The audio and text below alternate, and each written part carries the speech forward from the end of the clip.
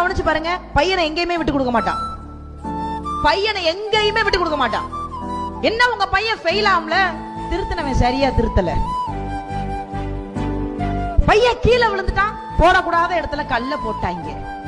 விழுந்ததையும் ஒத்துக்க மாட்டா, ஃபெயில் ஆனதையும் ஒத்துக்க மாட்டான். தவற பூரா அடுத்தவங்க மேல சொல்லி சொல்லி தாப்புல நல்லவன் நல்லவன் நல்லவன் பாங்க. தாய்மைங்கிறது அவ்வளவு ஈஸி இல்லைங்க.